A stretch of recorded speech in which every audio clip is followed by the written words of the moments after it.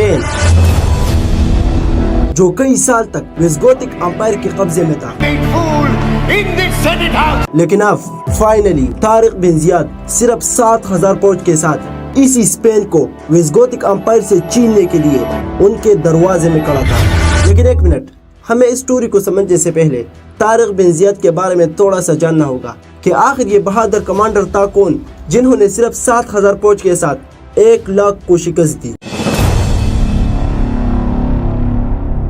طارق بن زیاد کے حوالے سے ہسٹورینز میں بہت اختلافات ہیں، لیکن زیادہ تر ہسٹورینز کے مطابق طارق بن زیاد ایک بربر قبیلے سے تعلق رکھتے تھے، اور یہ بربر نارتھ افریقہ میں ایک جنگجو قوم تھی جس نے عربوں کے ساتھ مل کر بہت سے جنگوں میں حصہ لیا، اور اسی بربر میں ایک بہادر کمانڈر طارق بن زیاد تھے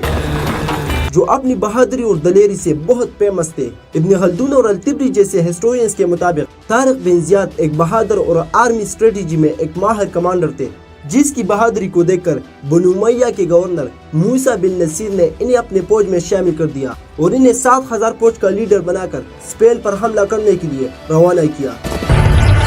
پر ویٹ، اسپین ہی کیوں؟ کیونکہ آج سے تقریباً 1600 سال پہلے جب رومن امپائر اپنے پیک پر تھی اور اسے ایک بادشاہ کے لیے سنبھالنا مشکل ہو گیا تھا، تو تھیوڈوسیس کے وفات کے بعد رومن امپائر 2 حصوں میں ڈیوائڈ ہو گئی، ایک بیزنٹین امپائر اور دوسرا ویسٹرن رومن امپائر، جس میں بیزنٹین امپائر تو مضبوط رہی لیکن ویسٹرن رومن امپائر اپنی کرپشن اور اکانومی کی وجہ سے آہستہ آہستہ کمزور ہونے لگی۔ ناؤ جب رومن امپائر کمزور ہونے لگی تو یہ ایگزیکٹلی وہی ٹائم تھا جب ایک جرمن قبیلہ جس کو ویزگوت بھی کہا جاتا تھا، جو اصل میں ایسٹرن یورپ میں رہتا تھا، ہنس نامی ہانہ بدوش قبائل کے حملوں سے بچنے کے لیے ویسٹرن رومن امپائر کے علاقوں میں داخل ہو گئے۔ ویسٹرن رومن امپائر نے انہیں اپنا اتحادی بنا لیا، لیکن آہستہ آہستہ ان کے ساتھ برا سلوک کرنا شروع کیا، جس کی وجہ سے یہ جرمن قبیلہ ویزگوت ویسٹرن رومن امپائر کے خلاف جا کر بغاوت کی، اور ویزگوت کے بادشاہ الارک I نے ویسٹرن رومن امپائر پر حملہ کر دیا۔ یہ حملہ 800 سال بعد پہلی بار ہوا تھا کہ کسی باہر کے فوج نے ویسٹرن رومن امپائر پر حملہ کیا۔ اس کے بعد ویسٹرن رومن امپائر مزید کمزور ہونے لگی، اور کچھ ہی عرصہ بعد ویزگوت کے اتحادی اوڈاکر نے ویسٹرن رومن امپائر کا مکمل خاتمہ کر دیا، اور ویزگوت کے بادشاہ یورک نے فرانس اور اسپین میں اپنی امپائر ویزگوتک امپائر کی بنیاد رکھی۔